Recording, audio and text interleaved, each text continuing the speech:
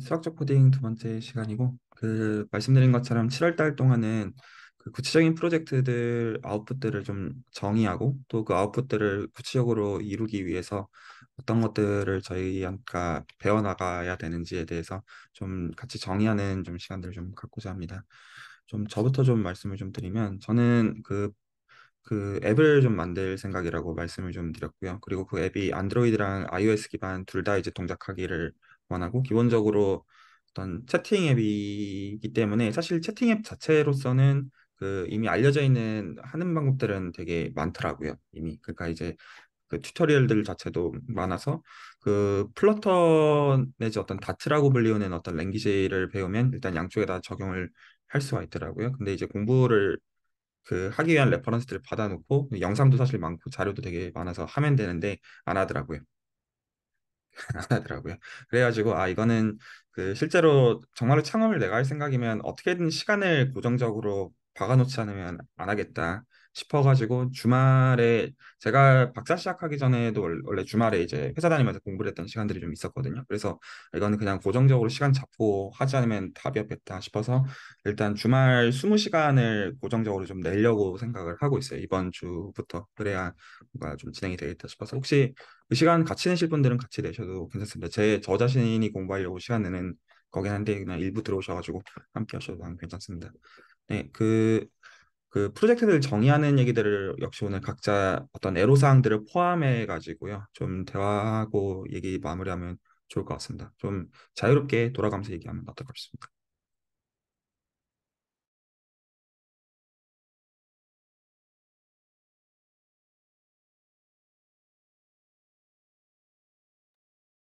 제가 저번 주에 못 와서 얘기해도 될까요? 네, 말씀하십시오. 네, 저는 지금 7년 차에 올라가는 대학원생이고요. 과는 여기저기 전전긍긍하다가 지금은 시스템 생물학과라는 곳에 있고요. 그래서 이제 지금까지 해오던 논문이 하나 이제 마무리가 되는 것 같아서 이제 졸업 전에 하나 정도 더 할 수 있을 것 같은데 뭘 해볼까 그러고 있습니다. 아, 감사합니다. 그 네, 생각하는 거는 두 가지인데 그 두 가지 문제에 그 수학이 들어가는 건 똑같은 것 같아서 어, 지금 생각하고 있고요. 그 문제 두 개는 어, 첫 번째는 약간 진화에 관련된 건데요. 그 우선 그 진화 근데 무엇이 진화하는지는 어, 고르기의 나름인데 그냥 저희 랩에선 박테리아를 키우고 뭐 그런 게 있어서 뭐 박테리아라고 해두죠. 근데 진화가 일어나는 주체는 그 박테리아의 지놈, DNA 염기 서열일 테고요. 또 그 보통 수학적으로 진화를 기술할 때 세 가지의 효과가 있다고 해요. 하나는 셀렉션이 일어난다고 해서 뭔가 이제 그 적자생존 얘기할 때 좀 더 생존하기 좋은 그 변이가 일어나면 이제 그게 그 자식들을 번식시킬 수 있을 때 효과가 더 좋으니까 그런 애들이 더 그 리프로덕티브 석세스가 많아서 좋다. 셀렉션이 있겠고요. 하나는 그 셀렉션 효과를 가져오는 게 뮤테이션이 일어나는 건데 이제 그것도 아마 수학적으로 기술이 돼야 될 거고요. 마지막으로는 어 아무리 본인이 그 피트니스가 좋아서 좀 더 뭐 건강한 자식을 낳을 수 있다 해도 뭐 파트너를 만나야 되기도 하고 그 아기가 안 나올 수도 있고 해서 이전 그런 그 노이즈 이펙트, 지네릭 드리프트라고 하는데 이제 그 세 가지 효과가 있어요. 이제 여기까지는 그냥 약간 생물학적 모티베이션이었겠고 결국 수학으로 내려오면 그 스토카스틱 디퍼런셜 이퀘이션으로 기술이 되고 셀렉션 부분은 이제 디터미니스틱한 그 드리프트 텀으로 나오고 이제 뮤테이션과 그 이제 랜덤 샘플링이 일어나는 지네릭 드리프트는 이제 그 노이즈 파트로 뭐 브라우니안 모션으로 기술이 되는데 조금 다른 건 브라우니안 모션 저희가 연이수에서 몇 번 언급된 거는 그 노이즈가 그냥 컨스턴트하다 뭐 그렇게 가는데 노이즈가 그 현재의 그 인원수의 비례를 해요. 역으로 비례를 합니다. 그래서 인원수가 적으면 노이즈가 되게 크고 인원수가 엄청 많으면 노이즈가 적고 그래서 멀티플리케이티브 노이즈라고도 하고 이제 현재 퍼퓰레이션을 그 리플렉트 시킨다고 해서 뭐 데모그래픽 노이즈라고도 하고 뭐 그렇습니다. 이제 그게 진화 쪽의 모티베이션이겠고 되게 비슷하게 그 저희 몸에서 세포가 무슨 뭐 결정을 일으킬 때 세포 내에서 이제 유전자들이 있고 그 유전자들이 트랜스크라이브 돼서 mRNA라는 애들을 만들고 거기에서 한 번 더 긁혀서 트랜슬레이션이 돼서 프로틴들이 나와서 그 단백질들이 뭐 세포에서 막 작용을 하거든요. 이 두 스텝의 그 프로세스가 일어나는 건데 이것 역시 네. 그렇게 하고 근데 더 재밌는 건 그 단백질들이 다른 유전자를 발현시킬지 말지 더 많이 나오게 해야 될지 적게 나오게 해야 될지 막 서로 영향을 줘요. 그래서 이걸 다 그냥 통틀어서 뭐 진 레귤러토리 네트워크다. 레귤레이션이 서로 일어나는 네트워크가 진들을 주체로 해서 일어나고 있다라고 하는데 그것 역시 수학으로 내려오면 그냥 시스템 오브 ODE라고 사람들이 많이 했는데 여기서 그 저희 세포에서 세포는 이제 물도 이제 유체에서 일어나는 거니까 여기도 역시 온도에 따라서 노이즈가 있을 수 있어서 그 스토카스틱 디퍼런셜 이퀘이션으로 다시 기술이 될 수도 있고요. 네, 여기까지는 문제였고 그래서 이 두 가지 현상이 그 SDE로 기술이 된다고 해보고 싶었던 건 다시 진화 쪽 예를 들어서 얘기를 하면 그 보통 실험실에서 진화 뭐 박테리아를 막 기르거나 할 때 두 가지를 할 수가 있거든요. 하나는 그냥 박테리아 기르면서 뭐 이제 이런 디쉬에다가 셀을 하나 심어가지고 셀이 분화되면서 기르다가 너무 꽉 차면 그 셀을 떼서 다른 디쉬에 심어서 다시 또 일어나고 그걸 반복하는 작업인데 그걸 그냥 놔두는 것도 있어요. 그냥 뭐 어떤 진화 작용이 일어나나 보는 게 하나 있고 하나는 어, 또 다른 하나는 막 특정한 그 펑션을 스크리닝을 하는 건데 되게 막 그 뭐 보통 사람들이 얘기할 때 그 박테리아가 그 약을 쳐도 죽지 않는 막 슈퍼 박테리아가 나올 때도 있는데 그런 애들이 이제 진화가 작용이 일어나다가 엄청 좋은 변이를 얻어가지고 약이 안 먹는 그런 거거든요. 이제 그 예 같이 막 그런 특정한 어, 능력을 얻기 위해서 그 실험을 하는 과정에 중간에 스크리닝을 해서 내가 원하는 이 펑션이 이 박테리아 그 군에 있다. 그럼 이제 걔만 딱 뽑아서 다시 실험을 진행하고 그런 거죠. 이제 되게 인터벤션이 가해지는 건데 뭐 이것도 뭐 저희 필드에서는 뭐 디렉티드 에볼루션이다. 뭐 어느 쪽으로 가게 이제 그 셀렉션을 실험자들이 걸어주는 건데 이제 그거를 네 이제 여기에서 제가 진짜 하고 싶은 게 나옵니다. 이거 다시 SD로 내려와서 드리프트 텀의 아, 이 셀렉션이거든요. 근데 이건 연유수 15강인가 나왔던 것 같은데 이제 컨트롤 띠오리를 사용해서 그 쭉 SD로 기술되는 처음 시작부터 끝 시간까지의 그 다이나믹스가 있는데 여기에 한 텀에 실험가로서 되게 바꿀 수 있는 파라미터가 하나 있다 치고 그 파라미터가 뭐 그냥 변수 하나일 수도 있고 펑션일 수도 있고 펑셔닝을 원하고요 지금 그래서 그거를 어떻게 때에 맞춰 바꾸면은 파이널 타임에 갔을 때 원하는 펑션이 나올까를 풀고 싶은 거고 뭐 읽어보니까 그 라그랑지 멀티플라이를 사용해서 이제 쭉 어떤 커스트 펑션을 만들 수 있고 뭐 이거의 그 펑셔널 데리베티브를 취해서 옵티마이즈 할 수 있다라고 나오는데 이제 문제는 손으로 잘 풀리는 게 아니라 약간 되게 복잡한 시뮬레이션을 해서 하는 거여서 뭐 근데 또 이 뉴메리컬 쪽에는 애드조인트 메소드라고 있더라고요. 그래서 그 이제 그거를 네. 그래서 진화 시뮬레이션을 제가 짜고 거기에 한 펑션을 제가 바꿀 수 있는 타임 디펜던트 한 걸 걸어 놓고 그거를 바꾸면서 끝에 갔을 때 어떤 뭐 fitness라는 펑션이라고 해두죠. 그게 가장 맥시마이즈 될 수 있는 그 펑셔널 옵티마이제이션을 해보자. 그러니까 제 프로젝트 지금까지 하고 있는 생각입니다. 이상이었습니다. 네, 제가 좀 약간 코멘트 아닌 코멘트를 좀 해드리면, 일단 전체적으로 알아들었다고 생각하고요. 설명을 잘 해주셔가지고, 어, 결국에는,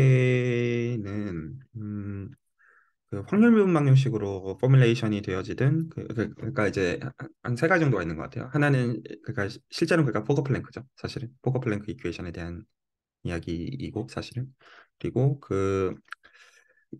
결국에는 이제 코스트 펑션 자체를 이제 셋업하는 과정에서 코스트에 대한 자유도도 있는데, 그거를 말씀하시기를 실제로 그 코스트 펑션의 자유도가 특정 함수에 대한 자유도로서 이제 환원하고자 하신다로 저는 사실 이해를 했고, 그 말씀하신 부분을. 그리고 그 이 코스트 펑션의 어떤 미니마이제이션을 이제 생각하는 방식들이 사실 그 구체적으로 이제 푸는 게 아니라 그 알고리드믹하게 어떤 이제 그 하는 이제 방법론들이 사실 이제 필요한 것인데, 저는 사실 어떤 식으로 생각을 하냐면요. 기하학적인 관점에서 제가 생각하는 방식만 공유를 좀 해드리고 싶은데, 특별한 어떤 그러니까 단순한 문제라고 한다면 그 라그랑지안 혹은 라그랑지 멀티플라이어에 붙는 그 어떤 컨스트레인트 말고, 그것들 말고 그 기존의 어떤 그 코스트 펑션 자체는 사실 설정을 할 수가 있잖아요. 그 목적을 가지고. 근데 저는 이걸 어떤 기준을 가지고 보는 편이냐면,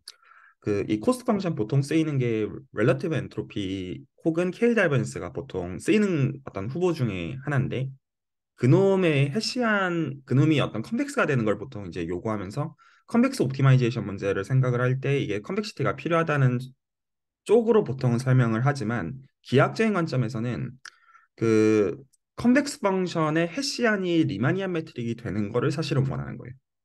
실질적으로는. 그리고 KL 다이버전스에다가 그 두 슬롯 중에서 하나 픽스를 해놓고 나머지 한 슬롯에 대해서 해시한 매트릭스를 취해주게 되면 이게 정확하게 피셔 인포메이션 매트릭이 정확하게 나와주기 때문에, 저한테는 그 의미에서 렐러티브 엔트로피 혹은 KL 다이버전스가 자연스러운 선택지가 되어지고, 그리고 이거를 인포메이션 지오메트리 맥락에서 확장하면 이걸 소위 이제 알파 다이버전스라고, 알파 이제 원 파라미터 패밀리가 있는데, 이놈들에 대해서도 전부 다 그 해시안 매트릭스를 취해주면 전부 다 피셔 인포메이션 매트릭을 복구하는 점에서 똑같아요. 똑같고, 근데 가령 이제 헬린저 타입의 다이버전스 같은 걸 포함해가지고 다른 어떤 이제 코스트 펑션을 쓸 수 있는 장점이 있고요. 장점이 있고요. 그래서 코스트 펑션의 자유도에 있어가지고 약간 기하학적인 의미들을 저는 좀 약간 보려고 했었던 게 과거에 좀 있어서, 일단 그거를 좀 공유를 좀 해드리고 싶었고, 그리고 또 한 가지가 실제로 SD를 셋업하는 과정에서 사실 이제 이미 어떤 그 데이터들이 놓여 있는 스페이스 자체가 픽스가 돼 있다는 전제 하에 사실 SD를 셋업을 하는 거거든요. 그래서 제가 이제 개인적으로 갖고 있는 생각 중에 하나가, 이게 그 말이 되는지는 모르겠습니다. 제가 실제로 그런 연구를 해본 적은 없기 때문에 그냥 진짜 불쉬실 수도 있는 말인데, 이게 실제로 수학적으로 문제를 포뮬레이션 할 때는 어떤 사실은 이제 그냥 한마디로 말해서 매니폴드를 픽스를 하고 시작해야 되거든요. 그래야지 SD를 잡을 수가 있어요. 왜냐하면 매니폴드 픽스하지 않으면, 매니폴드 픽스한다는 걸 매트릭 도스를 픽스를 했다는 뜻이고, 매트릭을 픽스를 해야지 라플라시안이 픽스가 되고, 그래야지 브라우니안 모션이 픽스가 되기 때문에 SD가 셋업이 되어져요. 그렇게 해야지만 실제 스토캐스틱 캘큘러스를 할 수가 있어요. 근데 만약에 어떤 특정 어떤 이제 응용의 상황에서는 사실은 주어져 어떤 들어오는 데이터로부터 사실은 이 SD를 계속 바꿔가야 되는 게 아니냐, 사실은 이 공간들을 계속 바꿔가야 되는 게 아니냐라는 생각이 제 개인적으로 좀 좀 있어요. 그래가지고 약간 알고리즘 레벨에서 그러니까 이 제가 왜 그렇게 생각하냐면 그 리만 계약의 어떤 그 메인스트림이 뭐냐면 그러니까 물론 그거죠. 어떤 리만 계약은 쉐입을 공부하는 게 목적이기 때문에 그 각 탄젠트 스페이스의 이너 프로덕트들에 대해서 알면 이제 그게 쉐입을 결정한다는 관점을 택하는 거란 말이에요. 그러면 실제로는 어떻게 생각하는 거냐면 우리가 알고 있는 선험적인 지식이 엔스피어랑 유클리드 공간이랑 하이퍼블릭 스페이스거든요. 선험적인 지식. 그것들은 익스플리시트한 것들 대부분 알아요. 그러면 커베이처란 파라미터, 특히 리치 커베이처란 파라미터를 추출하고자 하는 이유가 리치 커베이처 로우 바운드가 정해지면 그 로우 바운드 값을 기준으로 해가지고 리마니안 지오메트리 모델 공간과 비교를 언제나 하는 게 가능해요. 샤프하게. 그래가지고 실제로는 그 리마니안 지오메트리에서 커베이처가 필요한 진짜 이유는 커베이처를 토대로 해가지고 우리가 알고 있는 이 세 가지 모델 공간과 로컬하게 똑같게 간주를 하고 근사하는 게 가능한 이유가 사실 가장 크거든요. 실질적으로는. 그래서 내가 알고 있는 임의의 공간을 이뭐세 가지 모델 공간에 대한 이해로 환원시키는 과정에서 커베이션 파라미터를 사실은 갖다 쓰는 거예요. 이거를 컴패리즌 지오메트리라고 보통 호칭을 하고 그 만약에 구글에서 찾아보실 거면 라플라시안 컴패리즌, 비숍 그로모브 볼륨 컴패리즌 이런 식으로 컴패리즌 디어럼들이 그래서 리마니안 지오메트리 어떤 주를 이루는 정리들로 사실은 자리 잡고 있고 그리고 컴패리즌이 어떤 이퀄리티가 되면 사실 이게 어떤 모델 공간이다. 뭐 이런 류의 어떤 정리들이 사실 있는 거예요. 그래서 사실은 어떤 데이터로부터 그래서 실제로는 그 케일 다이버전스에서 미니마이제이션 하는 과정에 사실은 베이지 법칙 같은 게 쓸 거라고 생각을 하거든요. 근데 그 어떤 과정에서 사실은 이 공간에 대한 어떤 선험적인 이해를 할 수가 있으면 그거를 토대로 해가지고 그 어떤 다시 SD를 포뮬레이션 해가지고 좀 약간 저는 이제 그 파라미터를 하나 놓는다는 의미 자체를 부여를 할 때 약간 기하학적인 의미들을 좀 부여할 수 있는 면이 좀 있는 거 아니냐라는 생각을 좀 하게 되는 면이 있고요. 왜냐하면 이게 되게 직관적인 생각이거든요. 그러니까 뭐냐면 그 매니폴드를 픽스했다고 하더라도 매트릭은 계속 그 매트릭은 언카운터리 매니 초이스가 있기 때문에 똑같은 매니폴드라고 하더라도 매트릭을 바꾸는 거에 따라서 쉐입은 계속 바뀌어요. 사실은. 그래서 저는 좀 어떤 식으로 상상하는 거냐면 어떤 매니폴드가 놓여져 있다고 하더라도 거기서 어떤 데이터들을 내가 지금 뽑고자 하는 것들이 있으면 근데 이게 시간이 진행됨에 따라 가지고 시간에 따라 가지고 매트릭이 계속 바뀌는 거죠. 그래서 실제로 이런 식으로 시간에 따라서 매트릭을 바꾸는 거가 지오메트릭 플로우라고 보통 부르는 어떤 그 오브젝트들이거든요. 어떤 그 페렐만이 푸안카리 컨젝션을 풀었던 리치 플로우, 리치 흐름을 포함해가지고 시간에 따라서 매트릭을 어떻게 변화시킬 것이냐. 이것도 되게 어떤 중요한 질문이에요. 그래서 약간 보통 이제 그 푸안카리 컨젝처가 그거였거든요. 그래서 공간이 막 아무렇게나 생겨 있어요. 3차원 공간이. 그런데 시간에 따라서 리마니안 매트릭을 바꿔요. 그러면 이게 아령처럼 꿀렁꿀렁하다가 이게 종국에는 3차원 구로 딱 모아지는 그게 사실 푸안카리 컨젝처였거든요. 그래서 페렐만이 생각했던 거는 어떤 그걸 엔트로피를 따라 가지고 그 매트릭을 바꿔주게 되면 그게 된다. 그리고 좀 더 정확하게는 원래는 리처드 해밀턴이 그 80년대 다 해놨었거든요. 근데 그 문제가 되는 케이스가 세 가지가 있었는데 그 세 가지를 해결을 못했어요. 어떤 그 이상한 이그저틱한 상황들이 그 어떤 매트릭이 변형할 때 발생하는 거를 그 리처드 해밀턴이 프레임워크 다 만들어놨는데 그 중에서 세 가지 이상한 상황들을 해결을 못했는데 그 페렐만이 했던 관찰은 뭐냐면 엔트로피라고 하는 양이 기본적으로 그 모노토니시티가 단조성이 있는 양들이기 때문에 단조성이 있는 방식으로 매트릭을 시간에 따라서 변화시키면 그 문제들을 다 해결해 나가는 가운데 이거를 3차원으로 만들어 버릴 수가 있다가 사실은 진짜 관찰이었어요. 근데 말이 이렇게 쉽지 실제로 그 디테일한 것들은 장난 아니거든요. 그 정신 나간 어떤 공간에다가 막 수술을 진짜 서저리라고 부르거든요. 그래서 그런 짓거리를 실제로 합니다. 그래서 이제 그 리치 플로우는 지금도 이제 어떤 리마니안 점에 대해서 그 페렐만덕의 어떤 메인스트림의 하나기도 하고요. 뭐 그리고 뉴럴 네트워크 쪽에서도 중국 쪽 커뮤니티에서는 리치 플로우에 대한 연구들이 있기는 하더라고요. 그쪽 어떤 그 언어들을 이해하는 사람들이 그쪽은 있으니까 한국은 어떤 별로 없어가지고 한 사람들이 아무도 없는 것 같아요. 저는 리치 플로우도 사실 좀 한 1년 반 정도 공부를 한 적이 있었거든요. 그 페르만의 업적을 좀 이해를 하고 싶었기 때문에. 그래서 뭐 그냥 제가 아는 것도 그냥 두서없이 좀 말씀 좀 드려봤습니다. 혹시 또 다른 분들 중에서 코멘트 해주고자 하시는 분들이 있으시면 듣고 아니면 다른 분께 넘어가면 좋을 것 같습니다.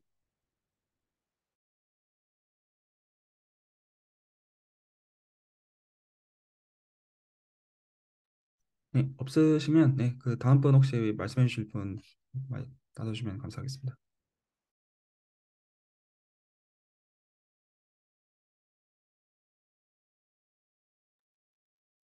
네, 저도 사실 저번 주에 못 왔어가지고, 저도 그럼 그 다음에 좀 말씀드리겠습니다. 저는 크게 두 가지 정도 지금 이제 그러니까 이번 기회를 통해서 프로젝트를 좀 진행을 하려고 하는데요. 이제 제가 지금 그러니까 하고 있는 전공이 이제 그 동용암호 쪽인데 저번에도 말씀드렸지만 이 동용암호 그 중에서 이제 그 TFH라는 동용암호가 있어요. 그래서 요거를 이제 만든 사람이 프랑스에서 한 300억, 400억 정도 투자를 받았더라고요. 네, 그래서 되게 지금 최신 기술이고 되게 좀 유명한 기술인데 어 그래서 제 목표가 이걸 조금 이것보다 훨씬 더 빠른 동영암으로 좀 만들고자 하는 것이 좀 목표이고, 그리고 지금 약간 좀 긍정적인 좀 그런 실험 결과들이 좀 있어요. 그래서 어 페이퍼도 나올 것 같은데, 근데 중요한 거는 그 페이퍼를 공개하더라도 정말 그 이 페이퍼를 봐도 아 정말 아 차라리 그 코딩을 그러니까 이걸 보고 코딩하느니 차라리 그냥 돈 주고 사겠다라는 마음이 들 정도로 정말로 진짜 약간 그 상업적으로 팔 수 있을 만한 코드를 지금 작성하고 싶은 것이 목적이거든요. 그래서 지금 정말로 지금 어셈블리 레벨까지 지금 내려가서 지금 다 보고 있어요. 그러니까 예를 들어서 뭐 최근에는 이런 것도 배웠는데 그 예를 들어서 저희가 뭐 for 루프를 돌리잖아요.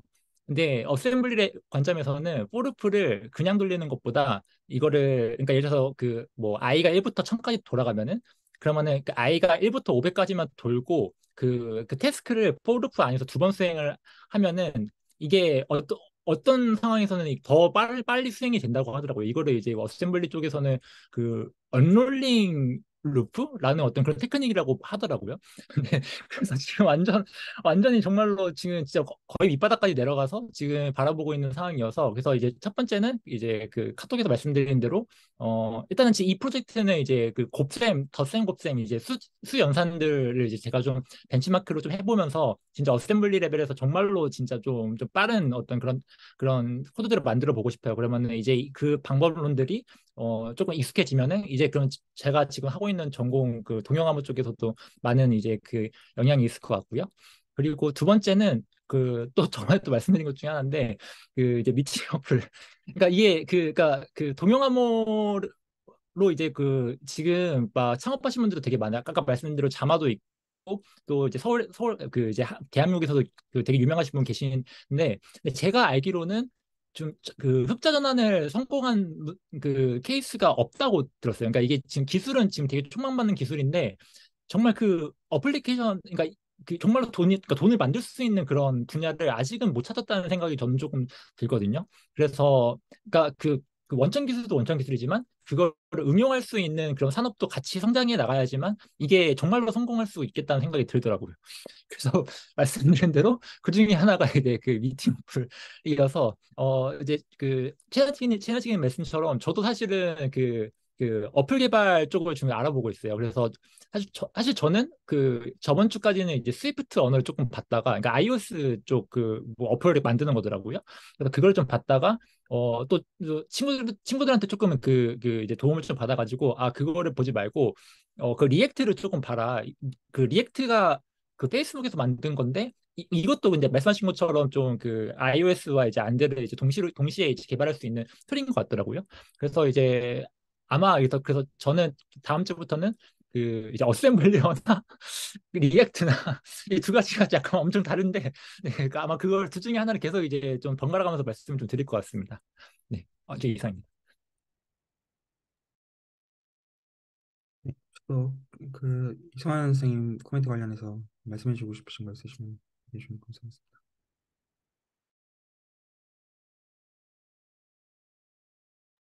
네, 한번. 저 질문이 하나 있는데요. 저도 오래전에 좀 어셈블리 쪽에 관심이 있어가지고 찾아본 적이 몇 번 있었는데, 지금 말씀하셨던 리액트에서 어셈블리어 연산이 혹시 지원이 되나요? 이게 만약에 되지 않는다면은 이제 어셈블리어로 직접 만드신 코드를 또 이제 리액트 지원이 되는 다른 프로그래밍 언어로 변환을 해가지고 그 결과를 리액트에서 받아보는 식으로 된다고 봐야 될 것 같은데 혹시 그거는 어떻게 되는지 좀 궁금합니다. 네, 질문 감사합니다. 이게 그러니까 어셈블리어로 최적화하려는 부분은 지금 동용암호에서 진짜 크리티컬한 부분이 있어요. 그러니까 이게 그 모든 동용암호가 그 마찬가지인데 그 당시 곱셈 부분에서 진짜 너무 시간이 정말 많이 소요돼요. 그래서 제가 딱 그 부분만 이제 최적화를 하려고 하거든요. 근데 이 부분이 엄청나게 중요해서 제 생각에는 거의 99%는 다 다양식 곱셈하고 있어요.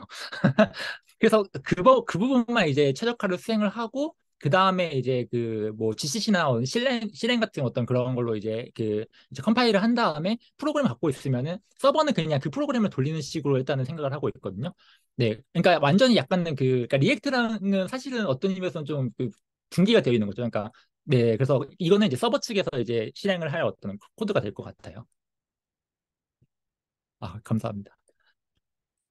저는 그리고 되게 궁금한 것 중에 하나가 있었는데, 그, 이제 아무래도 저도 어셈블리어를 해본 적이 없고 그냥 알아보기만 한 거라서 지금 본 적은 없었는데요. 그, 어셈블리어로 진짜로 연산을 정의를 한다고 하면은 제가 알고 있는 뭐 그런 엔드나 오어 이런 간단한 연산들을 굉장히 어렵게 기술을 해야 된다고 들었는데 여기 곱셈 연산이 갑자기 들어가고 이렇게 한다면은 어셈블리어로 작성하는 코드 자체가 정말 난해할 것 같다는 생각이 너무 많이 들어가지고 혹시 왜냐면은 이제 저도 좀 많이 궁금해가지고 메모리 배열 뜯어본다든지 이런 거를 많이 해봤을 때 어셈블리어에서 하나하나 이제 디버거를 통해서 봤었는데 이거를 직접 다 하실 수 있으면 어떤 거를 좀 배워야 되나요? 저도 너무 궁금한 부분이었어서.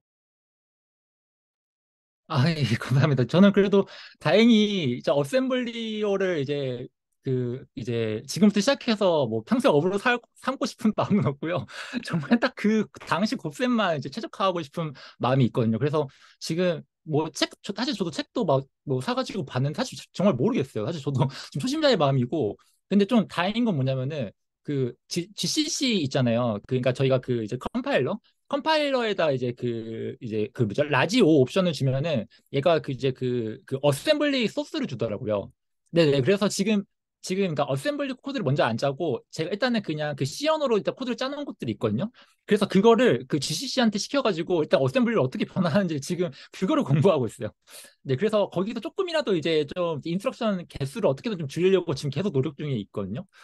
네네네. 그래서, 그러니까, 정상적인 방법은 아닌 것 같아요. 근데 일단 가장 빠른 방법은 이제 그 GCC를 스승 삼아가지고 지금 배우는 수밖에 없을 것 같아서, 네네네. 지금 그러고 있습니다. 감사합니다. 저도 예전에 그렇게 했었어가지고 혹시 다른 좋은 방법이 있나 해서 한번 저는 없는 것 같아요. 잘 모르겠어요. 저는. 네. 저도 뭐 여쭤봐도 될까요? 전 동형 암호를 처음 들어봐서 암호학을 전혀 모르거든요. 그리고 TFH도 맞나? 잠깐 말씀하셨는데 이게 궁금하고요. 여기에 되게 중요하다는 그 곱셈 연산은 왜 들어가며 그런 부분이 잘 이해가 안 됐습니다. 아, 예, 사실 제가 다 누락시키고 말씀드려서 그런 건데요. 동형 암호는 이제 그 암호문상에서 연산이 가능한 암호라고 보통 이제 이야기를 해요. 근데 이게 그 진짜 최근에 나왔어요. 이게 진짜 거의 2009년? 2009년에 아마 젠테리가 이제 만든 거여서 진짜 그 기간이 한 10년, 20년도 지금 채 안 되는 진짜 되게 신생 분야이고 그러다 보니까 그 진짜 여러 가지가 되게 가능한 상황이에요. 그 가장 많이 예시 드는 상황이 이제 AI 닥터가 있어서 저희가 암 진단은 받고 싶은데, 근데 제 이제 스캔 사진은 이제 보내주고 싶지 않은 경우. 그러면은 이제 이걸 동영암으로 이제 암호화해서 이제 그 연산을 의뢰하면은 그러면 연산을 하는 사람은 이제 요 데이터가 뭔지 모르고 연산만 해주니까 저희의 이제 프라이버시를 다 이제 보호를 해주는 거죠. 근데 이게 문제가 이게 엄청나게 느려요. 그래서 그 TFH를 제가 말씀드린 거는 요거는 이제 그 비트 연산이 가능한 그 동영암인데 요것도 좀 빠르긴 한데 그래도 좀 많이 느린 상황입니다. 네, 그래서 그 좀 빠른 어떤 동영암을 개발하는 것 자체는 지금 이쪽에서는 되게 좀 많은 이슈이고요. 그리고 그 다항식 곱셈 말씀드린 거는 요 암호가 그 다항식들로 저희가 그 정의가 되어 있어요. 예, 그러니까 이게 그러니까 결국은 이제 그러니까 그 코드상으로는 어떤 뭐 이제 숫자들 나열이겠지만, 근데 저희가 이제 어떤 이론상으로는 이걸 이제 다항식들로 다 저희가 해석할 수 있거든요. 그래서 실제로 이제 연산도 그러니까 그 이제 메시지 연산 말고 이제 암호끼리 연산은 다항식들의 연산으로 어떻게 정의가 지금 되어 있는 상황입니다. 그래서 이거를 빠르게 하는 방법들이 되게 중요한 상황이고, 네, 그 지금 저는 좀 지금은 이쪽을 좀 연구 중에 있습니다. 답변이 되는지 모르겠는데. 몇 가지 좀 얘기를 좀 나누고 싶은데요. 하나는 그러면 실질적으로는 동영암호 기술이라는 걸 갖다 쓴다는 것은 어셈블리 언어 이전에 동영암호라는 걸 갖다 쓴다는 것은 그래서 수학적으로는 특정 링이 있고 그리고 사실 이게 그 뭐라고 불러요? 어떤 유한번 연산해가지고 사실 이제 죽는 엘리먼트가 있는 그런 원소를 포함하는 링이라고 봐야 되는 것 같고 그래서 그 링의 곱셈을 지금 얼마나 빠르게 하는지가 관건이기 때문에 그게 느리니까 그걸 어떻게 빠르게 할지가 어떤 상용적인 패키지보다 나으면 사람들이 살 것이다라는 대전제 하에서 지금 그거를 하기 위해서 어셈블리어로 내려가고자 하는 추구라면 두 가지 명확하게 하고 싶은 점이 있어요. 하나는 그 어떤 개발 코스트에 대한 건데 모르겠어요. 저는 그런 거는 잘 모르는 것 같아요. 그러니까 링의 특정 클래스의 링의 클래시피케이션이 있는 게 아니라면 왜냐하면 아시다시피 링에다가 이 유한번 연산에서 죽는 원소가 몇 개가 어떻게 들어가는지는 완전히 괴물 같은 얘기이기 때문에 수학적으로는 그러면 이게 어플리케이션을 조금만 그래 심지어 똑같은 어플리케이션이라고 하더라도 어떻게 동작하는 게 최선인지 알기가 어렵고 그러니까 제가 불분명하게 생각하는 건 이게 정말로 어셈블리어까지 내려가야지 빨라지는 문제인지 아니면 실제로 기존의 상용 패키지에서 지금 이 링을 사실 제대로 골랐다고 하는 점에서 공략할 부분들이 사실 둘 다일 가능성이 높기는 한데 물론 그것도 좀 현실적이어야 되는 면이 있고 그래서 하나는 그 문제가 있어요. 그래서 과연 이 문제의 어떤 최적의 어떤 접근이 어셈블리어까지 내려가서 속도를 늦추고자 하는 게 이게 실제로 굉장히 코스트가 들어가는 작업이잖아요. 그게 맞느냐, 그걸 어떻게 아느냐가 첫 번째 질문. 그리고 그게 된다고 가정할 때, 두 번째 질문은 그래서 이게 언급해 주신 것처럼 이게 사실 이제 수학적으로는 되게 팬시하고 멋진데 이게 어플리케이션마다 다르다면 그리고 이게 실질적으로 나중에 수익화가 되어지는 핵심은 어떤 단순히 어떤 특정 앱에서 이게 들어가냐 안 들어가냐 자체보다는 이 기술들을 누군가 쓰고 싶을 때 쉽게 적용할 수 있도록 되는 게 관건일 것 같거든요. 제 개인의 생각에는. 그래서 이게 실제로 어떤 라이브러리처럼 결과적으로 제공되는 형태에서 로열티 받아먹는 형태이면 제일 좋을 것 같은데. 근데 지금 이 어떤 개발하는 과정이 그거를 담보하는지가 조금 불분명하게 느껴져요.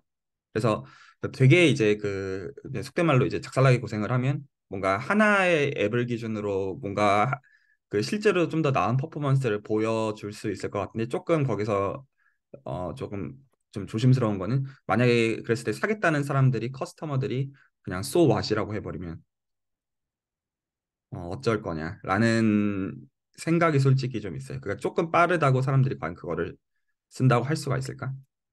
그런 거는 좀 어떻게 생각하시는지 좀 듣고 싶고요. 네, 일단은 1번 질문부터 좀 말씀을 드리면은, 그러니까 이게 그, 말씀해 주셨던 것처럼 임의의 링을 생각하는 건 절대 아니고요. 사실은 지금 제가 말씀을 안 드렸지만 이게 특정 클래스 링들에 지금 저희는 온통 관심이 있어요. 그러니까 정확하게는 이제 시크로토미 폴리노미알 링이라고 해서 이제 특정 이제 프리미티브 엔서투브 유니티를 이제 이르시 폴리노미알로 갖는 어떤 그 폴리노미알을 이제 잘라주는 그 링만 생각하고 있는데요. 근데 이게 되게 좀 멋있게 말씀드렸지만 사실은 이게 그 중에서 또 뭐만 관심이 있냐면은 저희가 이게 n스루트 유니티 중에서 n이 이제 2의 파워를 고르게 되면은 사실은 이게 저희가 FFT 연산 혹은 이제 저희 쪽에서는 이제 엔티티 연산이라고도 하는데 그러니까 사실은 다항식 곱셈을 n 로그 n만에 이제 연산할 수 있는 방법을 저희가 알고 있어요. 예, 네, 감사합니다. 네, 네, 네, 네. 네, 그래서 이제, 그러니까 정확하게, 그러니까 진짜 좀 타겟으로 잡고 있는 링이 사실은 있는 거예요. 그리고 말씀하신 대로 요거를 이제 최적화하는 것들은 이미 많이 나오긴 했거든요. 이게 이제 뭐 FFT 방법들 이제 심지어 이제 제가 카톡에 올려드렸던 어떤 뭐죠? 네, 정확하게 이름이 기억이 안 나는데, 그러니까 거의 비슷한 그 아이디어들이 다 FFT 기반으로 뭔가 고속으로 최적화해서 진행하는 것들이 있어서, 그래서 오히려, 그러니까 딱 FFT 연산을 더 빨리 수행할 수만 있다면 사실은 제가 바라보고 있는 거는 그 부분이긴 하거든요. 근데 이게, 약간은 좀 긍정적인 부분이 살짝 좀 있는 부분이 있어서 네, 그래서 그 부분은 예, 약간 그래도 희망적인 상황이라고 좀 말씀을 드릴 수 있을 것 같고요. 그리고 두 번째는 그러니까 이게 진짜 팔릴 거냐라는 말씀이신데, 네네네, 그러니까 이거 자체는 팔리진 않을 것 같아요. 이거 자체는 팔리지 않을 것 같고, 다만 이제 이거를 활용해서 만든 동영암호는 조금은 괜찮은 것 같거든요. 그러니까 방금 말씀드린 대로 그 자마라는 회사가 이제 그 게이트 연산, 그러니까 동영암호 이제 게이트 연산이 지금 한 5ms가 나온다고 해요. 이제 본인 기준으로. 근데 그게 이제 한 200억, 300억이 그 투자를 받았단 말이죠. 근데 예를 들어서 그럼 5ms에서 그러면은 우리는 2ms로 줄였다. 이러면은 그러면 뭐 동일한 투자를 받지는 않더라도 그래도 좀 주목을 받지 않을까라는 생각은 조금 가지고 있어요. 이제 조금 너무 조금 예 약간 좀 긍정적인 그런 좀 생각이긴 한데 네. 네, 잘 들었습니다.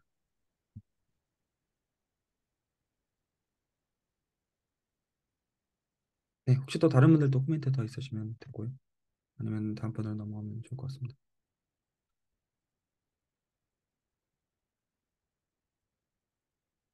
네, 그러시면 세 분 남으셨죠? 또 자유롭게 나누시면 감사하겠습니다.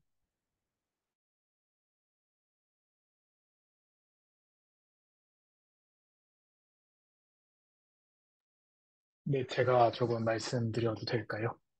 아, 네 분 남으셨네. 아, 네, 부탁드립니다. 네. 저는 이제, 오늘 좀 다시 오신 분들이 계시기 때문에 간단하게 말씀드리면은, AI 요즘 이제 많이 나와 있는 라이브러리들을 FPGA라고 하는 보드에 조금 이식하는 게 저의 목표를 삼고 있고요.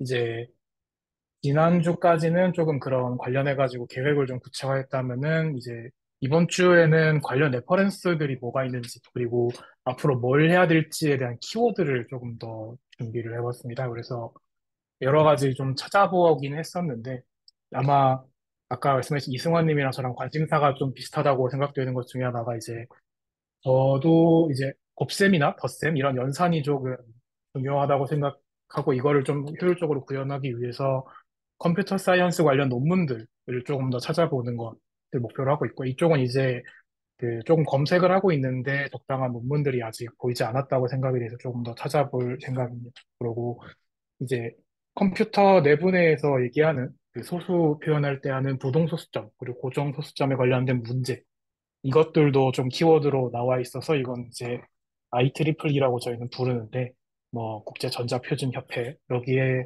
관련 도큐멘트가 있어서 좀 참고할 예정이고요. 그리고 이제 회사에서 좀 받은 책이 하나 있는데, 이 중에서 계산 그래프랑 자동 미분이라고 하는 좀 수학적인 이런 도구들이 나와서 이 도구들에 대해서도 조금 더 잘 이해를 해야 될 것 같다라는 생각으로 현재 이제 인터넷에서 조금 레퍼런스를 찾아보고 있고요.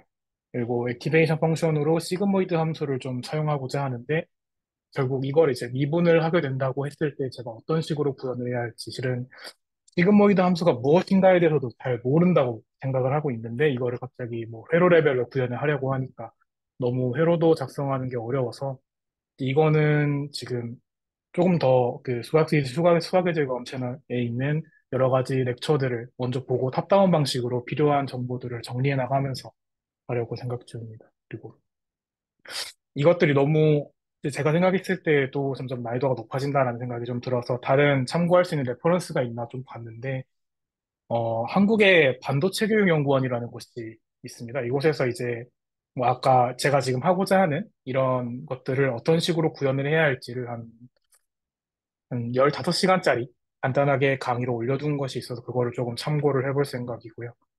그리고 기터브에도 몇 개 없지만 이제 제가 만들고자 하는 소스 코드가 있는 것도 확인을 했습니다. 근데 이쪽은 최대한 나중으로 넣고 싶어서 제가 이번에 뭐 돈을 벌고자 이런 게 아니라 학습 위주로 하는 거기 때문에 하다가 좀 많이 막히면은 소스 코드를 좀 참고할 생각입니다. 마지막으로 FPGA 이 보드 만드는 회사 자일링스라고 하는 회사가 있는데, 이쪽에 현재 AI 관련 라이브러리를 조금씩 배포를 하고 있다는 얘기가 있더라고요. 그래서 이거를 이제 제가 나중에 한번 만들어 보면서 라이브러리를 다운받아가지고 조금 뜯어보고 어떤 식으로 움직이는지도 확인을 해보면은 이제 조금 최적화라든지 아니면 고도화하는 데 좀 도움이 될 거라는 생각이 듭니다. 그리고 현재는 그 이거 관련해가지고 회로도를 작성 중이고요. 뭐 회로도라고 해서 뭐 엄청나게 좀 어려운 회로까지는 작성을 하지 못하기 때문에 그냥 전체적으로 데이터가 어떻게 흘러가고 어떤 식으로 연산을 하겠다 정도의 전체적인 흐름만 작성하고 있습니다. 네, 이상입니다. 코멘트들 부탁.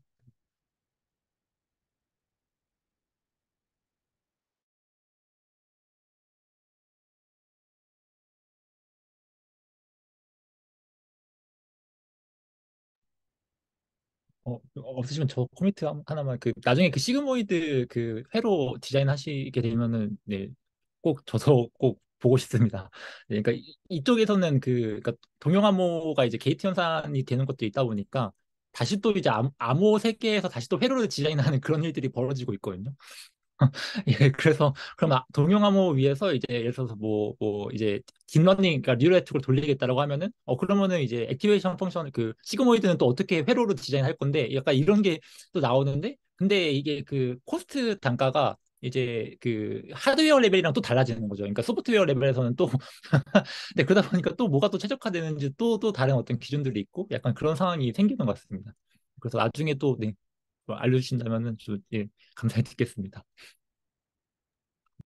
아무래도 저도 제일 걱정되는 부분이 실은 이 부분이고요. 이제 여기서 조금 걱정을 하고 있는 부분 중에 제가 아무래도 회로 내에서 시그모이드 연산뿐만 아니라 다른 이제 소수점 연산이 들어가다 보니까 회로 내에 집어넣을 수 있는 회로의 개수가 한정이 되어 있는데 과연 시그모이드 연산 회로를 잘 어느 정도의 그 정확도까지 할 수 있을까가 굉장히 가장 큰 걱정이 되는 부분이 있고요. 또 하나는 이제 소프트웨어 레벨에서는 시그모이드라고 하면 이제 뭐 시그모이드라고 하는 메소드를 하나 불러오면은 나오는데 저는 이 시그모이드 함수가 도대체 어떻게 움직이고 어떤 식으로 이제 미분을 하고 시그모이드 함수가 뭔지부터 조금씩 시작을 해나가야 하는 부분이 있어서 이제 이 부분을 회로로 제가 만들었을 때 얼마나 정확도가 높아질지 정확도가 관건이 될 것 같고요. 뭐 말씀하셨던 대로 속도랑 이제 전력이나 발열까지 생각을 한다면은 과연 소프트웨어보다 코스트가 어떻게 나올까?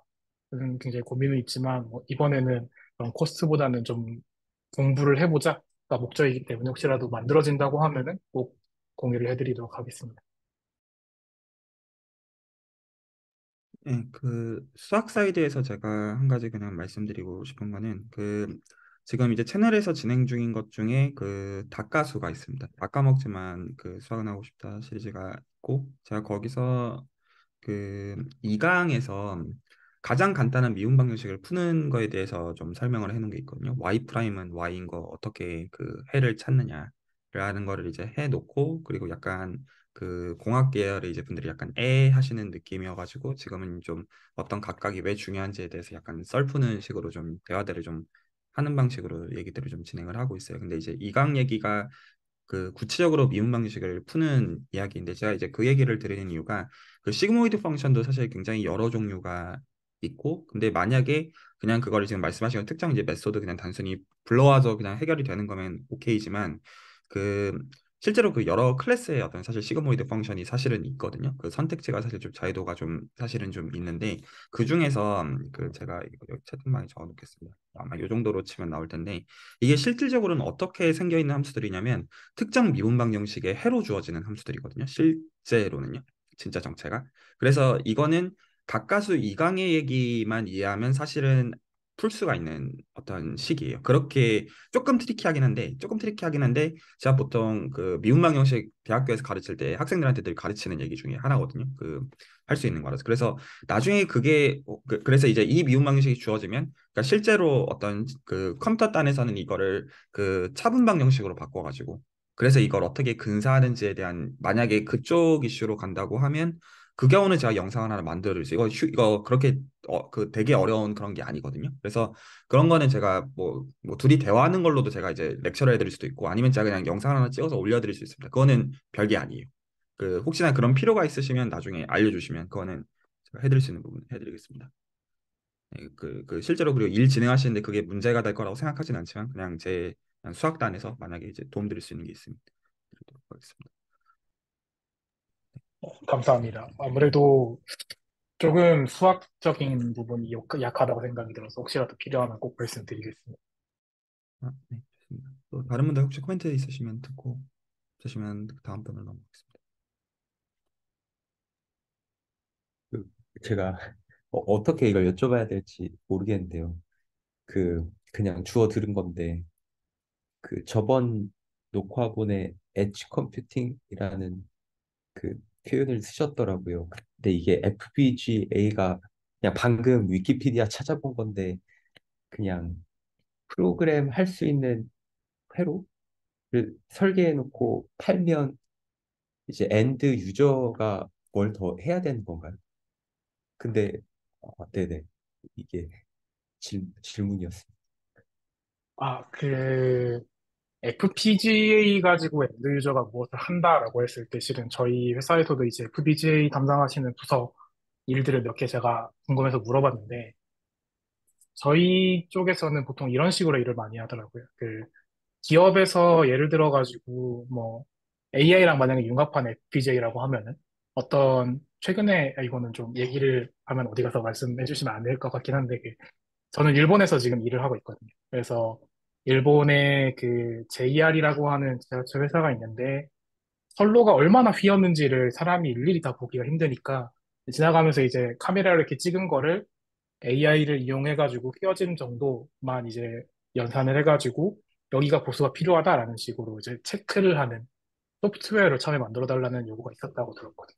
근데 이거를 만들려고 하니까 너무 좀 그래가지고 이걸 FPGA라고 하는 하나의 그 말씀하셨던 보드 이거 하나를 둔 다음에 컴퓨터에다 그냥 가가지고 연결을 해준다. 저희가 회로를 다 넣어서 연결을 해주고 만들었던 소프트웨어 킨 다음에 이제 동영상 찍어가지고 온 거, 혹은 이제 서버를 열면은 데이터 통신병이 많이 들어가니까 동영상 찍어서 온 거를 그냥 띡 하고 넣으면은 알아서 이제 회로가 돌아가가지고 결과를 내는 이런 식으로 하고 있는 걸로 알고 있고요. 그리고 또 하나는 서류가 이렇게 있습니다. 그래서 일본 아직도 아날로그가 좀 많이 있는데 남들이 적어놓은 서류에 있는 손필기라든지 혹은 뭐 송장 같은 거를 카메라로 읽어가지고 이제 이 중에서 뭐 번호만 따로 따오는 건데 이거를 뭐 카메라가 붙어 있고 여기다 컴퓨터를 뭐 연결하고 이런 식으로 하면은 이제 관리도 너무 어렵고 복잡하니까 그거를 FPGA에다가 그냥 집어넣고 카메라 하나 연결하는 모듈을 따로 만들어서 이제 그냥 그대로 납품을 한 거로 알고 있어요. 이런 식으로 아까 말씀하셨던 그 보드 안에다가 저희는 집어넣고 그 이에 외부에 뭐 들어오는 정보들 이런 것까지 다 조금 추가적으로 해가지고 같이 납품을 하는 경우가 많다고 들었습니다. 뭐 엣지 컴퓨팅 같은 경우는 이제 뭐 대부분 다 똑같지만 저희가 스마트폰 같은 거 쓸 때에도 데이터가 결국 서버랑 통신을 하는데 점점 데이터 통신하는 양이 많아지니까 이거를 서버 말고 저희가 가지고 있는 이런 뭐 카메라나 혹은 다른 전자기기에서 하자, 처리했으면 좋겠다. 라고 해서 그냥 그 선반이 있다 해서 엣지 컴퓨팅이라고 부르는 거고요. 이거를 아무래도 뭐 저희가 사용하고 있는 핸드폰이나 이것처럼 고가의 장비를 사용할 수도 없고 그리고 이게 점점 더 커지고 이렇게 되면은 불편하기 때문에 뭐 제가 지금 하고자 하는 조금 더 빠른 연산, 뭐 조금 더 이제 로우 레벨로 들어가가지고 하는 거 이런 것들을 좀 고민을 하고 있는 것 같습니다. 네, 이상. 감사합니다.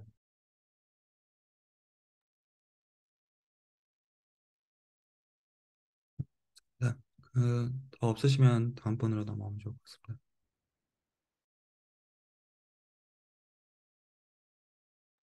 궁금한 거 있는데, 그 각 클래스별로 시그모이드 펑션 적절한 게 있다고 하셨던 것 같은데, 혹시 그게 어떤 게 적절한지 판정을 할 때 단순히 결과만을 놓고 보시는 건지 아니면 중간에 어떤 걸 고려해가지고 어떤 게 낫다, 안 낫다 하시는 건지 그게 궁금해서 질문드려요.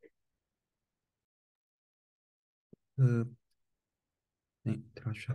네, 두 가지가 있는데요. 하나는 당연히 목적만 달성하면 되는 거죠. 모든 의미에서. 그래서 그 기준은 사람이 인위적으로 정할 수 있는 거라고 보는데 실제로 시그모이드를 포함해가지고 제가 근데 저는 이 기하학을 공부하는 사람이니까 그 제가 보는 어떤 관점에서는 결국엔 그 통계적인 어떤 모델 중에서 익스포넨셜 패밀리를 만드는 방법이 됩니다. 근데 익스포넨셜 패밀리는 꼭 그런 방식으로 만들어야 되는 건 아니거든요. 그래서 그 굉장히 많은 클래스들이 기본적으로 있고, 그리고 익스포넨셜 패밀리를 벗어나는 것들도 뭐 있습니다. 그래서 그 결국에는 그 기준을 정해놓고 하면 되는 문제입니다. 근데 실제로는 사실 이제 미적분학이죠. 어떤 끝단 세워놓고 그거에 어떤 백 프로파게이션을 했을 때 어떤 거를 하는 게 그 맥락에서 적절하냐의 문제겠지만, 실제로 그 끝단에 세우는 거에 대해서도 약간 이제 기하학적인 선험적인 지식들을 사실을 활용해가지고 뭐 어떤 할 수 있는 부분들도 있다, 기준을 세울 수 있는 부분들이 있을 수가 있다 정도로 얘기를 한 겁니다. 괜찮나요? 네, 좋습니다. 또 혹시 다른 분들 더 있으시면 더 듣겠습니다. 두 분 정도 더, 세 분 다 나와 계시죠? 네.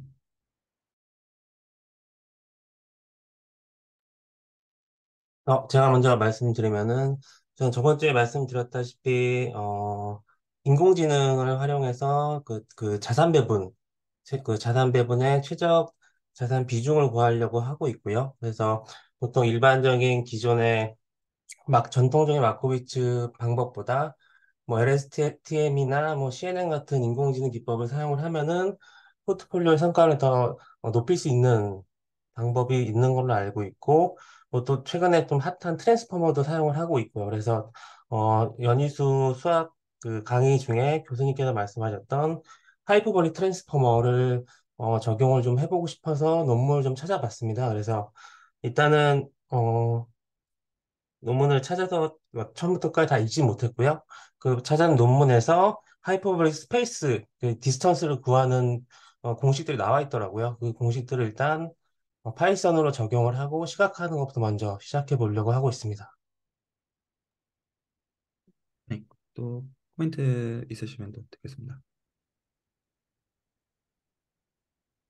일단 제가 먼저 말씀을 좀 드리면, 그 기존에 그러니까 트랜스포머를 이제 적용하는 어플리케이션이 있을 때 그 트랜스포머에서 이제 QKV 구하는 부분들을 그 이제 다른 어떤 방식으로 바꾸는 어떤 그 프로젝트라고 했을 때 그 두 가지 포인트가 있습니다. 논문들 나중에 보시다가 이 시간들 중에서 이제 물어보셔도 괜찮고요. 물어보셔도 괜찮은 두 가지 포인트가 있는데, 하나는 그 실제로 유클리드 공간, 기존에 어떤 잘 사람들이 지금 가져다 쓰고 있는 QKV를 어떤 유클리드 공간에서 데리고 와서 하는 부분을 전부 다 1대1 대응이 되는 방식으로 하이퍼블릭 스페이스로 옮길 수가 있습니다. 전부 다 익스플리시트하기 때문에, 그러니까 어떤 수학적인 이해도 사실은 필요 없고 그냥 어떤 코딩 레벨에서 그냥, 근데 실제로 어떤 사각함수들이 사실 쓰인다고 보면 거의 맞습니다. 그러니까 그 유클리드 공간으로 변수가 x였으면 그 스피어를 기준으로는 sin x로 바뀌고요. 그 하이퍼블릭 스페이스 기준으로 하이퍼블릭 사인으로 바뀝니다. 그래서 실제로 하이퍼블릭 삼각함수들이 쓰이는 걸로 형태들이 다 바뀌고,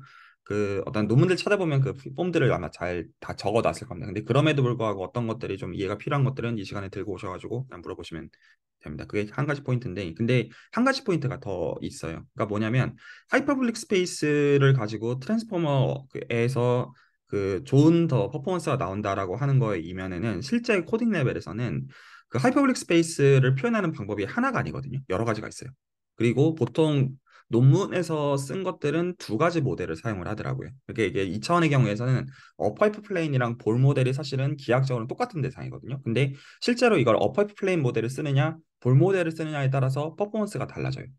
실제로는. 그러니까 기하학적인 지식으로는 두 공간은 같은 공간인데, 근데 실제로 퍼포먼스를 적용할 때는 논문에선 이 두 가지를 섞어서 쓰더라고요. 그래서 이게 논문들에서는 아마 이름이 뭐로 돼 있을 거냐면 아인슈타인 미드포인트 이런 단어가 아마 쓸 겁니다. 그리고 그 보통 이제 좀 그런 것들 있잖아요. 그러니까 진짜로 드러내고 싶지 않은 것도 오히려 슬쩍 언급만 하고 넘어가는 그런 것들로 약간 이런 것 같더라고요. 그러니까 한 가지 모델 공간을 가지고 해보니까 별로 재미를 못 봐서 섞어보니까 재미를 좀 본 거에서, 근데 공교롭게도 이 아인슈타인 미드포인트라고 부르는 거에 대해서도 익스플레인 폼들을 알고 있어서 그거 써보니까 더 낫더라. 이런 식으로 얘기가 되어지는 것 같아요. 그래서 그 기존에 이제 논문에서 이제 쓰는 방식들 그대로 차용해서도 아마 재미를 볼 거라고 사실 저는 생각하기는 하고요. 근데 만약에 거기서 어떤 특정 맥락에 사다가 좀 고칠 수 있는 부분들이 있을 수는 있으니까요. 그리고 그 하이퍼블릭 스페이스 모델 이 두 가지만 있는 것도 사실은 아닙니다. 다른 모델들도 사실은 있습니다. 그래서 그런 것들 이제 그 바꿔가면서 하시다 보면 사실은 그 작은 프로젝트도 되겠지만 사실 이제 작은 논문도 사실 될 만한 거리라고 사실 여겨집니다. 네, 해보시고 이 시간에 가져오시면 제가 수식에 대해서 드릴 수 있는 말씀들 드리도록 하겠습니다. 네, 혹시 또 다른 분들도 코멘트 있으시면 또 듣고요.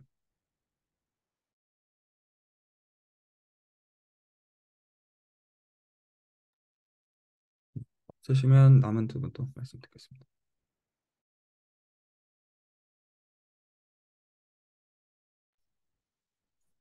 네, 저는 저번 주에 말씀드렸다시피 필터링을 이제 퀀텀 버전을 복소수 버전으로 한 쪽을 관심 있어서 보고 있었고요. 아직 어떤 문제를 풀고자 한다는 문제는 아직 못 찾았습니다. 근데 분야는 아마 일단 그 블랙쇼즈 모델에 들어가는 그 랜덤워크를 한번 바꿔서 하는 레퍼런스들이 이미 있더라고요. 그쪽을 좀 더 파고들 생각이긴 합니다. 그리고 필터링 이론도 그 퀀텀 버전으로 해서 좀 더 살펴보고 이게 어떤 의미인지도 알아보고 싶고 이거를 적용했을 때 뭐 기존에는 그냥 물리학적인 뭐 광학 쪽이나 이쪽으로 많이 쓰이는 것 같은데 혹은 뭐 퀀텀 파이낸스라고 이제 그뭐 마켓 플레이어들을 그런 퀀텀 버전을 바꿔서 생각하는 경우도 있더라고요. 그래서 그런 쪽에도 한번 적용해봤을 때 어떤 게 있을지 이것도 궁금해서 그쪽을 한번 더 파보고자 합니다. 그래서 저번 주부터 이번 주까지는 컨텐트 필터링에서 제 인용수가 300개 인용이 됐더라고요. 그래서 그거에 대한 인트로덕션 레벨의 레퍼런스를 써서 그걸 받고 이제 수학이 이제 함수 해석하는 내용이 나와가지고 그 뭐 좀 많이 답답하더라고요. 그래서 제가 막혔던 단어들은 스타 알제브라랑 그 다음에 제가 제대로 알고 있는 건지 모르겠는데 오퍼레이터가 공간을 만들고 그 공간이 함수다라는 식으로 얘기를 하는 것 같아가지고 그 부분이 조금 이해가 안 됐습니다.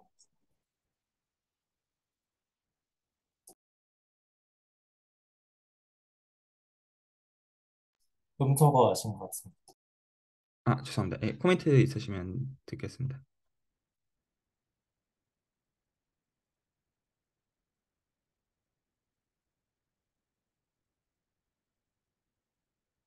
제가 지금 채팅방에 뭐 하나 올리고 뭐 하나 올려드리고 있는데요. 제가 좀 약간 권해드리고 제가 일단 기본적으로 제가 어떤 수학적으로는 사실 복소기하학을 공부하는 사람이기 때문에 가장 사실 수학적으로는 관심 있는 방향성이긴 한데 저는 좀 이런 견제를 갖고 있거든요. 그러니까 지금 말씀하시는 거는 두 가지가 있어요. 그 수학적인 포인트에서는 하나는 이제 처음에 말씀하신 이제 랜덤워크를 이제 바꾼다라고 하는 약간 기하학적인 겁니다. 공간을 바꾼다에 약간 정서에 가깝고요. 두 번째 현재 퀀텀에 대한 체인지는 리얼 필드에서 했던 거를 컴플렉스 필드로 사실은 바꾸는 체인지에 가깝습니다. 그래서 하나는 약간 기하학적인 체인지고 하나는 약간 대수적인 체인지에 좀 가까운데요. 그리고 약간 생각하시는 경우들이 약간 금융 쪽 관련이라고 한다면 기본적으로 시결 어떤 필터링을 적용하는 것도 금융을 염두에 놓고 어떤 이제 하고자 하는 쪽에서 어떤 본다고 하면 그 제 생각에 이건 그냥 어떤 제안은 아닙니다. 근데 만약에 제가 그 입장이라고 한다면 일단은 뭐부터 이해를 하려고 했을 것 같냐면 블랙숄즈에 대한 이해부터 좀 다시 하려고 할 것 같습니다. 근데 블랙숄즈를 어떤 관점에서 이해를 할 생각이냐, 그걸 바꿔서 쓸 생각을 하는 거기 때문에 그냥 단순히 어떤 위키피디아에서 어떤 개념적으로 이해하고 이게 아니라 이면에 있는 것들을 제가 좀 볼 생각을 어떤 직관에 갈 생각을 하는 거다 보니까 그리고 복소수로서 체인지하는 거를 염두에 놓고서 하는 거다 보니까 복수 해석학의 견지에서 금융에 대해서 적어놓은 책을 제가 공유를 해드린 거거든요. 그래서 그리고 사실 이게 어차피 제가 지금 레퍼런스를 명확하게 말을 안 했으니까 레코드상에서는 쪽 얘기를 좀 까는 거를 포함해서 하면 그렇게 잘 쓴 건지는 솔직히 말해서 잘 모르겠어요. 근데 이제 그럼에도 불구하고 어떤 기초부터 시작해가지고 보기는 좋은 것 같아요. 그래서 블랙숄즈가 어떤 관점에서 어떤 복수해석의 관점에서 볼 수가 있는지를 한번 살펴보시면 좀 도움이 좀 되지 않을까 싶고요. 그리고 사실 둘 다 좀 큰 프로젝트들의 성격이어서 문제 방향성을 어떻게 잡느냐에 따라 가지고 뭐 둘 다 동시에 할 수 있으면 좋지만 좀 단계를 좀 잘 정하셔야 될 것 같습니다. 네, 과정들도 나중에 공유해 주시면 또 제 선에서 드릴 수 있는 코멘트들 드리도록 하겠습니다. 혹시 또 다른 코멘트를 더 있으시면 또 듣고요.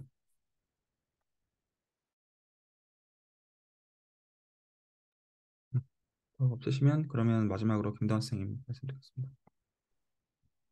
어, 네.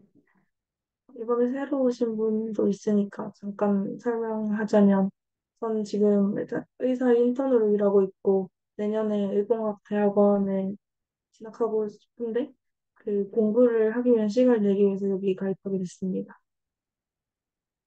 일단, 저번 주 내내 생각을 해봤는데, 대학원에 가기 위한, 가기 위해서 좀 준비를 하는 게 가장 좋다고 생각이 들었고, 처음에는 논문을 쓸까 해서 찾아보다가 워크숍에 제출하는 논문이 있다고 해서 또 보다가 뭐 다른 학회도 봤었는데, 아무리 생각해도 퇴근하고 뭔가 꾸준히 할 만한 걸 찾는 게 좀 더 낫지 않나 싶어서, 일단 저는 목표가 태글 대회에서 상금을 한번 받아보는 게 목표로 잡았어요.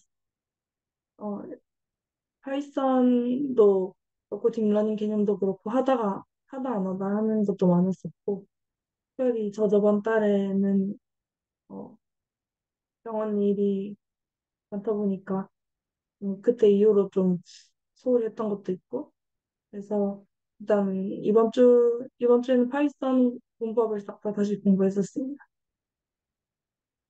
그리고 앞으로는 계속 머신러닝 개념이나 이런 것들이 좀 선제돼서 좀 대충 알고 있던 것들을 하나로 그래도 좀 의미 있게 모아서 특별한 결과를 내는 걸 목표하고 있습니다. 좋습니다. 또 관련해서 코멘트 주고 자신 데 있으시면 부탁드리고요.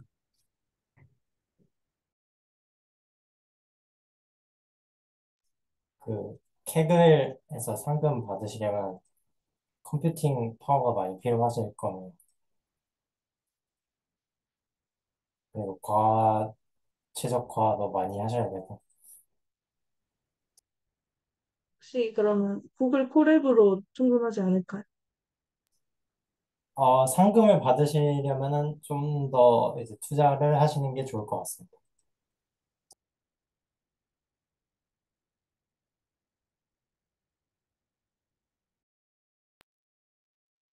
어, 저도 조금 말씀드리고 싶은 드린 건 이제 저도 실은 파이썬 인터넷에 나와 있는 가장 많은 레퍼런스들이 AI 관련된 레퍼런스들이 실은 파이썬으로 되어 있어서 강의를 몇 개 구매해가지고 직접 해본 적도 있고 이제 AWS나 콜앱에서 돌려본 적도 있었는데요.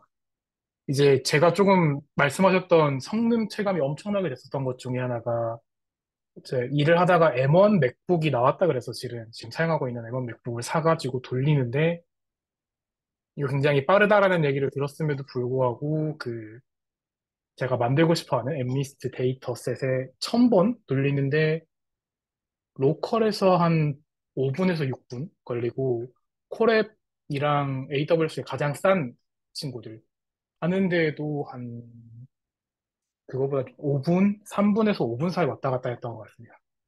근데 이제 지금 말씀해 주셨던 것처럼 케글은 더 많은 데이터에다가 더 많은 연산들이 필요하기 때문에 아마 콜앱도 좀 비싼 거를 쓰셔야지 상금이 되지 않을까 그런 생각이 좀 듭니다. 저도. 감사합니다. 네, 저도 좀 어, 이성원 선생님 말씀하시려는 거예요? 아닌가요?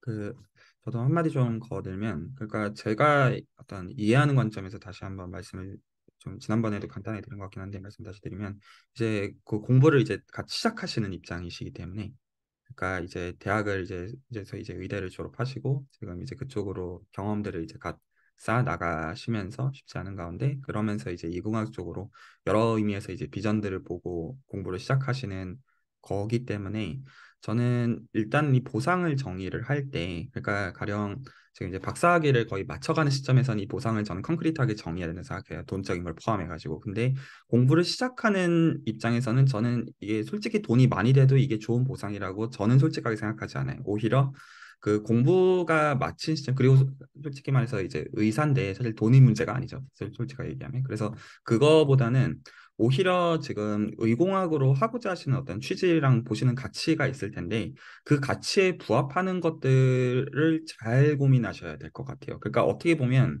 그 이제 어떤 기계학습의 어떤 어떤 메인스트림이 되는 시대에 뭐 할 거 굉장히 많지만 또 다른 한편으로 뒤집어 본다면 사실은 이 두 가지를 잘 버무려낸다는 게 어떤 의미에서 할 게 너무나 많고 그냥 단순히 돈이 되고 이런 측면에서 본다면 할 것들이 굉장히 그러니까 한 개인이 할 수 없을 만큼 지나치게 많은 면도 있을 것이고 근데 그렇기 때문에 오히려 내가 뭐를 하고자 하는지를 굉장히 좀 잘 정했으면 좋겠거든요. 그러니까 어떻게 보면 그 두 가지를 다 염두에 두는 것인데 하나는 그 실질적으로 대체 불가능성. 그래서 내가 하는 거가 남들이 봤을 때 매력적이라고 하더라도 그게 쉽게 사실 이제 들어오기 어려운 나만의 경쟁력을 갖는 방향성인 동시에 그러면서 실제로 그게 가치가 실제로 있는 그런 방향을 되게 좀 잘 찾아야 될 거라고 사실 여겨지는 거예요. 그래서 어떤 그냥 어떻게 보면 그냥 사이드 프로젝트 하나로 그냥 반년에서 1년 만에 뭔가 해낼 수 있는 그런 방향성보다는 의학의 어떤 진수들을 굉장히 잘 살리면서도 근데 그 안에서 정말로 기계학습적인 것들이 왜 필요하냐? 제 생각에는 일단은 아무것도 모르는 입장에서 기계학습을 섞어 쓴다고 하면 멋있죠. 괜찮고 어떤 배운 것도 많고 한데 많은 경우에는 문제들이 어떨 거라고 생각하냐면 솔직히 기계학습을 쓸 필요가 없을 거라고 생각해요. 그러니까 약간 그런 거죠. 굳이 이걸 걸어서 그러니까 하면 좋은데 그렇게 할 필요는 없으니까 안 바뀔 거거든요. 그래서 약간 오히려 기계학습을 적용한다 어떤 그냥 단순히 어떤 특정 공학 지식을 적용한다. 어차피 지식은 계속 배워가야 되는 것들 뿐이거든요. 그거보다는 좀 더 근본적인 가치. 그러니까 어떤 가치를 내세워야 내가 지금 하는 공부가 충분히 의미가 있고, 그러니까 어떻게 보면 남들과 이미 다른 길을 어떤 도전적으로 가고 계신 거기 때문에 그게 어떤 지식적으로 어떤 이제 구글링에서 나오는 그거보다는 내 내면에서 내가 어떤 가치를 지금 추구하고, 약간 저는 그 어떤 부분이 더 좋다고 생각하냐면 그냥 좋은 예신지는 모르겠는데 그 이영표 선수가 그런 얘기를 한 거를 제가 유튜브에서 본 적이 있거든요. 그러니까 보통은 축구 연습하면 축구 열심히 하는데 본인은 2년 동안 줄넘기를 죽어라고 했다고 하더라고요. 그러니까 저는 오히려 그런 기본기가 더 중요한 시점이 아닌가 싶어요. 그러니까 오히려 길게 보니까 남들이랑 다른 액션을 취할 수가 있는. 그러니까 당장의 어떤 그 중요하고 긴급한 일을 뭔가 하는 그러니까 저 나중에 어차피 시간이 좀 지나면 안 그렇고 싶지 않아도 그래야 되는 때들이 있는데 오히려 내가 지금 가고자 하는 방향성에서 어떤 기본기를 깊게 다져야 되느냐라는 거를 방향성을 굉장히 한 10년 후까지 정말로 구체적으로 염두에 놓는 가운데 잘 잡았으면 좋겠어요. 그리고 거기서 분명히 시간과 에너지가 무지하게 들어가는 게 있거든요. 그래서 남들이 다 좋은 거 아는데 그럼에도 불구하고 실제로 시간과 에너지가 많이 꾸준히 하기가 어렵기 때문에 하기 어려운 부분들을 잘 정하시면 좋겠고 그리고 어떤 스케줄을 짤 때 저는 이게 제가 스스로 정의한 건 아니고 프랭클린 플래너에서 제가 아주 오래전에 배운 거를 지금도 원리로서 생각하는 건데 시간 관리에 네 가지 기준이 있대요. 그러니까 기준은 두 가지. 중요도와 긴급함.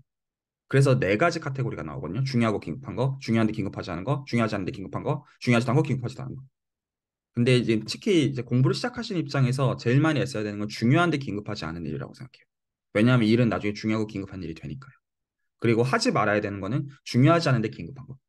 어차피 안 중요한 걸 거라서. 근데 이 긴급한 거는 내 그냥 스케줄에 따라 정해지는 문제지만 중요도는 내 가치에 따라서 정의하는 문제인 거 제가 그렇게 관점을 듣고 나니까 참 이 좋은 기준이구나 싶었거든요. 그러니까 결국 내 인생을 사는 거기 때문에 내가 지금 어떤 거를 중요하다고 정의하고 하고자 하느냐. 약간 그런 문제여서 오히려 그거를 깊이 들어보시면 좋겠어요. 그래서 나중에 훨씬 더 어떤 매력적인 것들이 오더라도 내 그 뿌리가 흔들리지 않을 만한 그 방향성을 굉장히 잘 잡으시면 좋겠고 그리고 당연히 그 지금 하시는 것들이 많을 거기 때문에 이 시간을 이렇게 낸다는 것 자체가 쉽지 않으실 거예요. 사실 저도 그런 문제가 기본적으로 있어요. 그래서 뭔가 오히려 이게 소위 말해서 앱을 개발해 가지고 뭐 수익이 좀 나고 이거보다 그 시간과 에너지가 들어가는 걸 어떻게 감당해야 될지가 다른 의미에서 더 고민이 되더라고요. 왜냐하면 다른 것들을 포기할 생각이 아니기 때문에 그게 참 어렵더라고요. 그래서 그 주말에 어떻게든 오전 밤 어떤 5시간씩 시간을 짱박아 놓으려고 생각을 한 게 오히려 내가 지금 구체적인 아이템 뭐 공부하 이거보다 그 공부하는 질이 더 나한테 더 좀 문제인 상황으로 여겨져서 이 시간에 내가 무조건 그러니까 이 시간을 안 내겠다는 건 제 입장에서 그냥 안 하겠다는 거랑 동치가 되는 상황이 이어가지고 약간 그런 것들도 좀 잘 헤아려 보시면 좋겠지만 네, 계속 얘기하지만 뭔가 단순히 뭔가 일이 되고 안 되고 그 자체보다는 지금은 좀 더 방향성을 좀 더 돌아보시면 어떨까 싶어요. 그래서 이게 캐그를 포함해서 어떤 그런 단순한 보상뿐만 아니라 나중에 내가 굉장히 긴 세월에 걸쳐 약간 좀 어떤 정서냐면 정말 단내나게 어떤 기본기가 좀 다져지는 게 훨씬 더 저는 좋다고 생각을 해요. 약간 제 입장에서는 이게 좀 좋은 예시인지는 모르겠지만 제가 전 20대 때 어떤 의무 기간을 제외하고는 저는 주말에 과외를 놓아본 적이 없거든요. 그러니까 과외는 저 몇백 명을 그러니까 저는 생업형 과외로서 어떤 훈련의 의미라기보다는 그러니까 근데 이 과외가 처음에는 이제 중고등학생이죠. 나중에는 어떤 대학원생들 뭐 박사과정생들 사실 과외를 많이 했거든요. 사실은 하다 보니까 생존형으로 근데 이제 그렇게 하다 보니까 나중에 수학 공부를 정말 시작했을 때 이 시간 자체가 남들이랑 너무 다르더라고요. 그러니까 어떤 가르치면 그러니까 처음에 과외했을 때는 일주일 2시간 가르치고 20만 원 받는 과외를 처음에 하면서 일주일 만에 잘리는 적들도 좀 있었어요. 그러니까 약간 어떤 어떤 느낌이었냐면 아니 내가 봤을 때 이거 당연한데 당연하다고 하니까 잘리는 거예요. 그리고 시험 봤다 하면 잘리고 약간 그랬거든요. 그러면서 내가 이해한 방식대로 설명하면 안 되는구나. 약간 이상하다. 난 이렇게 해서 100점 받았는데 왜 못 받지? 약간 이러다가 이제 숱하게 잘리고 이제 어떤 시점부터 대화를 이런 식으로 하면 안 되는구나 하고 안 잘리기 시작한 시점들이 있었어요. 안 잘리기 시작한 시점들이 있었고 또 어떤 시점에서는 이제 소위 이제 1등급 받는 학생들을 가르칠 수 있는 시점들이 있었고 어떤 시점부터는 이제 중고등학생들이 이제 재미없으니까 이제 어떤 대학생들, 대학원생들 가르쳤던 시점들이 있었고 당시에는 그냥 돈벌이였는데 근데 정말 단내나게 했거든요. 어떤 과외를 지겨워요. 하다 보면 이제 무슨 말을 어떻게 떠들어야 되는지 다 알고 너무 많이 해가지고 근데 그런 게 저한테 도움이 굉장히 많이 되었더라고요. 돌아보면 어떤 생각하는 방식에서도 이제 객관적으로 좀 정리가 된 면이 좀 있었고 그래서 좀 그런 기본 내공들을 좀 쌓을 수 있는 것들이 그러니까 좀 그런 쪽을 좀 힘쓰시면 어떨까 생각을 하고 그거에 도움이 되는 프로젝트들을 정리하시면 어떨까 생각을 좀 합니다. 물론 캐글이 나쁘다는 의미는 아닙니다. 그 의미는 아닌데 오히려 그것들이 채워졌을 때 그러니까 사실 전 돈을 그렇게 받는 게 그렇게 중요한 포인트라고 솔직히 생각이 들지는 않아요. 물론 제 개인의 생각입니다. 아닐 수도 있죠. 네. 혹시 또 다른 분들도 더 코멘트 해주실 거 있으시면 또 듣고요.